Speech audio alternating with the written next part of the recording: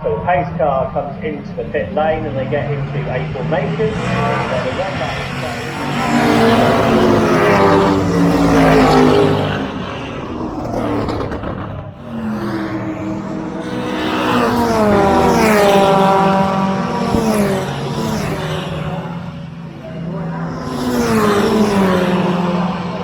Welcome back to the channel, folks, and welcome to Cadwell Park for the Historic Sports Car Club's annual visit to this superb track. I think this is one of the best circuits in the UK. It's a beautiful setting, it's got a mix of parkland and woodland, and it's home to a racetrack which first opened in the 1930s, was extended in 1952 and 1961, but remains largely unmolested by more modern modifications. In many ways it offers the experience of how motor racing used to be, with a flowing circuit, a good variety of corners, a long straight which lets the cars stretch their legs, elevation changes that challenge the reputation of Lincolnshire as a flat county, and the iconic and unique mountain which can get the faster and lighter cars airborne as they crest the brow and head towards Hall Bends. And it's narrow, very narrow for a car circuit, which just adds to the challenge. Of course, many associate Cadwell Park more with bikes than cars, but there's plenty of car activity here throughout the year, and for me it's the HSCC and the VFCC meetings for historic and vintage cars that really bring out the character of this circuit as far as cars are concerned. Today the HSCC, the Historic Sports Car Club, were running a programme of sports car, saloon and single-seater races, and although perhaps because of a clashing event, the coronation of King Charles III, the paddock wasn't quite as full as it could be, but the variety and quality of the entry more than made up for that. And I wasn't about to miss an HSCC Cadwell meeting. I love this place, particularly because it was here that I entered my very first competitive event in a Volkswagen Beetle-based Formula V, and I've done many miles here in Vs and later on in Formula 4 2000, including racing with the HSCC for several years. The Formula 4 2000s were back today, and I was hoping that I might stumble across my old car. And we'll find out how I got on with that in the next video, because we've got two videos covering this meeting. And in this first one we're going to take a look at 70s and historic road sports and historic touring cars. And first up, let's take a look at the 70s Roadsports Championship. This is for road legal production sports cars from the 70s, with regulations keeping them close to factory standard, so they have fairly limited engine and suspension modifications, and they have to have standard factory body shells. All the cars are road legal, and extra points are awarded to competitors who drive the car to and from the circuit.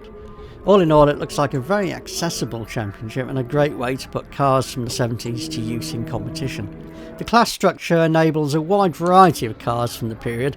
This MGB GT V8, for example, fits into Class A for cars over 3 litres, and Class D for 1500 to 2 litre cars provides a home for this lovely Alpha 2 litre GTV.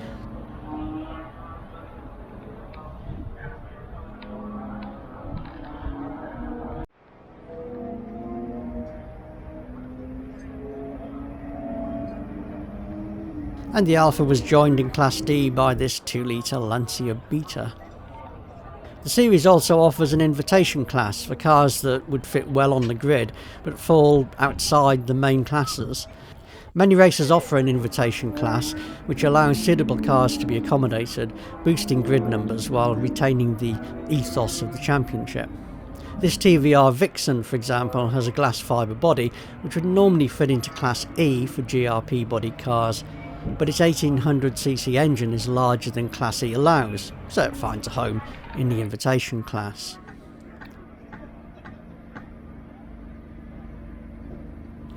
The cars are generally very well presented across the whole grid, and this 72 Lotus Europa particularly attracted my attention. I've always loved this design, and the idea of mid-engine road cars has always appealed to me, and of course they make excellent racing cars. Lotus engine cars have their own class in the championship regardless of body style or construction, so for class honours this car was up against a Lotus 7, another Europa, and a couple of Elans, including this 1969 S4.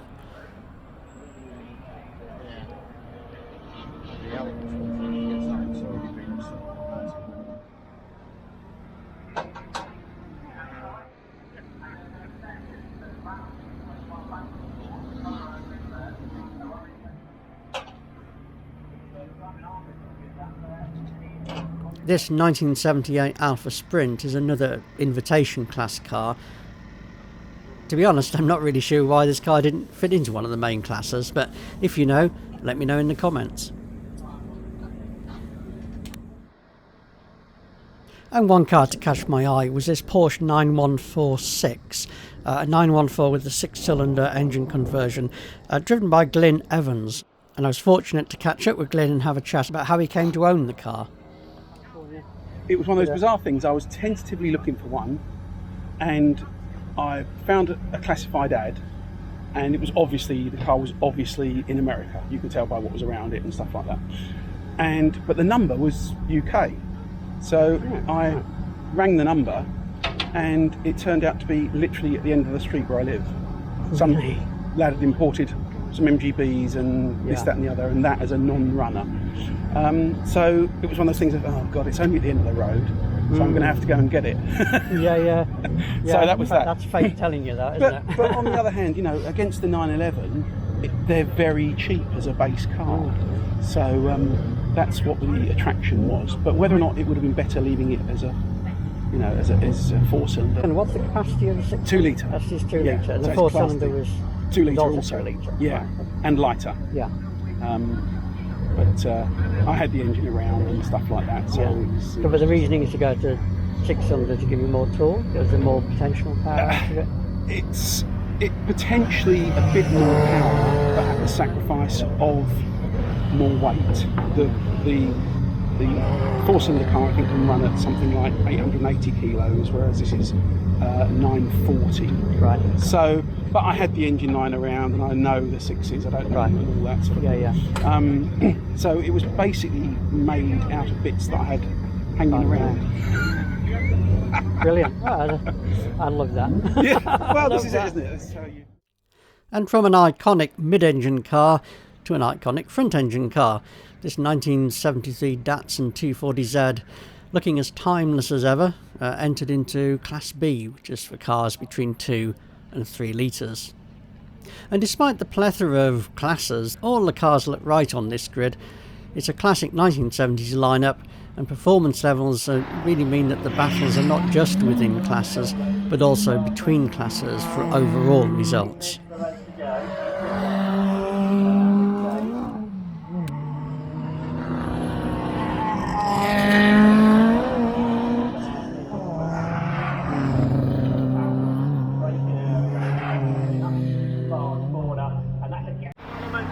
The bottom of the mountain, you can't do it though. Keep a look.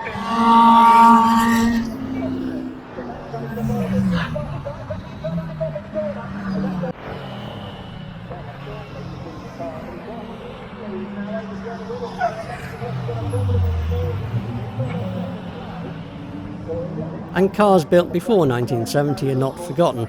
The historic Roadsports series caters for sports and GTs built between 1947 and 1969.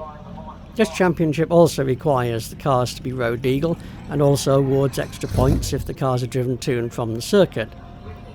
But this championship has slightly tighter regulations in that eligible models must also have an international competition history in period.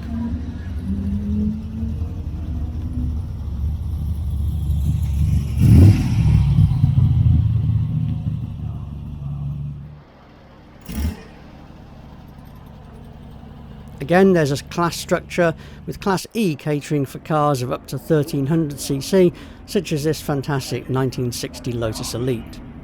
Of course, there's no questioning the period of competition history of the Elite, which includes 6 class wins at Le Mans.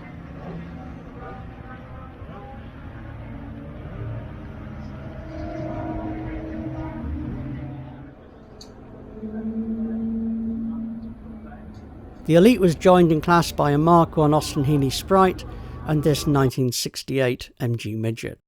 The invitation class in this series included the fascinating Terrier Mk2. This car was designed by Len Terry, a somewhat legendary designer in motorsport. He's worked with Lotus, BRM, Eagle, ERA and Aston Martin. And the original Terrier Mk2 was driven by Brian Hart, who went on to form Brian Hart Engines, working with Ford on the BDA and designing and building Formula 2 and Formula 1 engines in the 70s and 80s. This is quite a car, historically quite important. It was so successful, notably beating Lotus 7s, that it drove a demand for customer cars. And as a result, perhaps inevitably, Colin Chapman sacked Len Terry, who at the time was chief draftsman at Lotus. Although he did later invite him back to design the Lotus 29 Indy car, which finished second in the 1963 Indy 500 with Jim Clark at the wheel. This is incredible motorsport history in a grassy paddock in Lincolnshire. We're lucky to have this. And how is this for variety? A 4.7 litre or, if you prefer, a 289 cubic inch Shelby Cobra running off the same grid as a 1500cc Terrier Mk2. You can never say that historic racing lacks variety.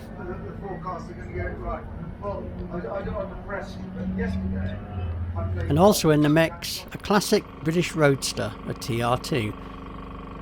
The TR2 has a strong competition history, having run in period in the Mille, the Ulster TT and of course at Le Mans. And today the historic Roadsports were sharing the grid with the historic Touring Car Championship, which caters for pre-1966 saloons. I'm sure for some people this will be the golden period of touring car racing, with cars like this 1963 Lotus Cortina, which runs in the K2 class. This is one of 3 dedicated classes for cars which comply with the FIA Appendix K regulations, which govern FIA-controlled international competitions, with Class K3 up to 1300cc, K2 up to 2 litre and Class K1 for higher capacity cars such as this 65 Mustang. Outside of the Appendix K cars, there are further classes for cars recognised by the Historic Racing Saloons Register, which really open up the field to a wide variety of cars, such as this 1275cc Austin A40, which fits into Class D for 1151cc to 1300cc cars.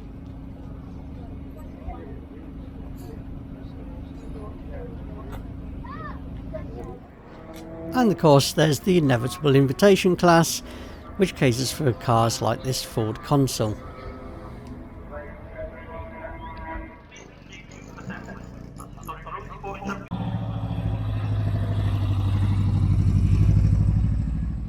Watching the combined grid heading towards the collecting area really drove home the breadth of the 2 series and provided a bit of a preview of the weather, which was about to take an unfortunate turn.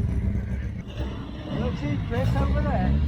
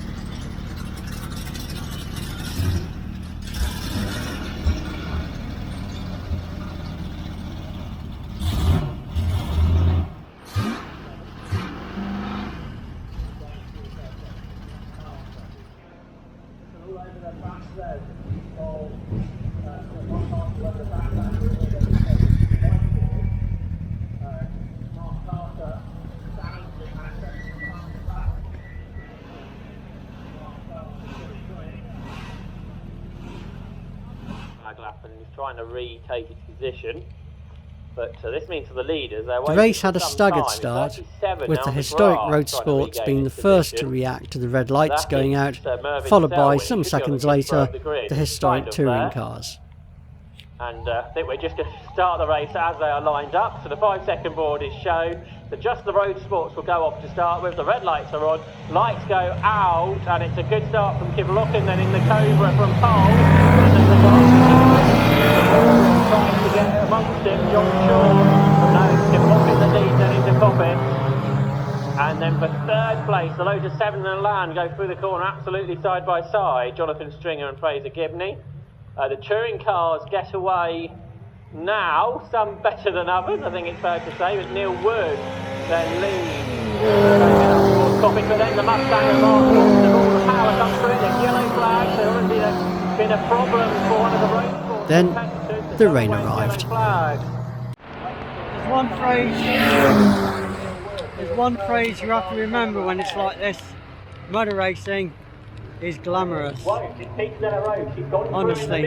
just think Monaco, Monza, Miami,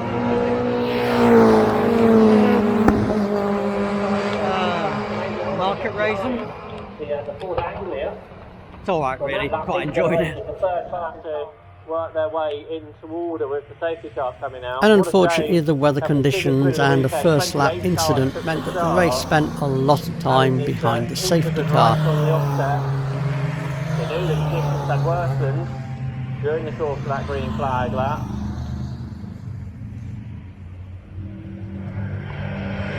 So with 17.5 minutes to go, the course now behind the safety car.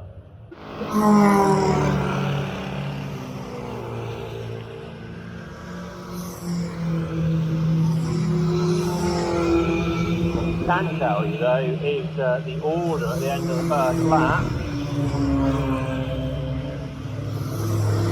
So car 80 then the lead, that's John Shaw. But racing resumed eventually and the race ended under green flag conditions.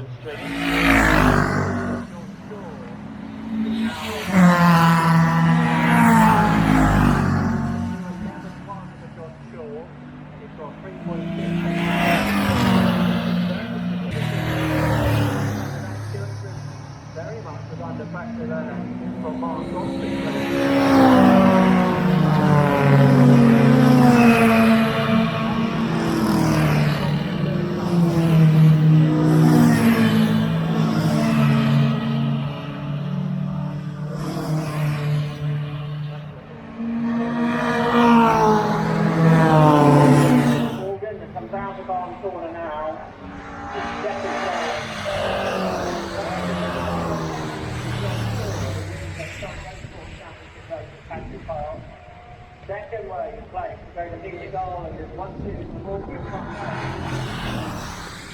Third in place to give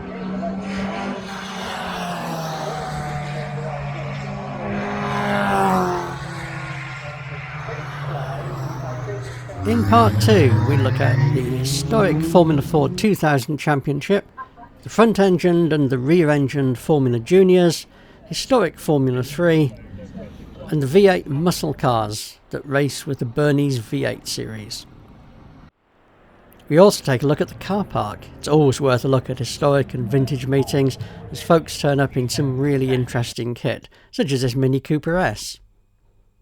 So I hope you enjoyed part 1 and hopefully I'll see you again in part 2. See you soon.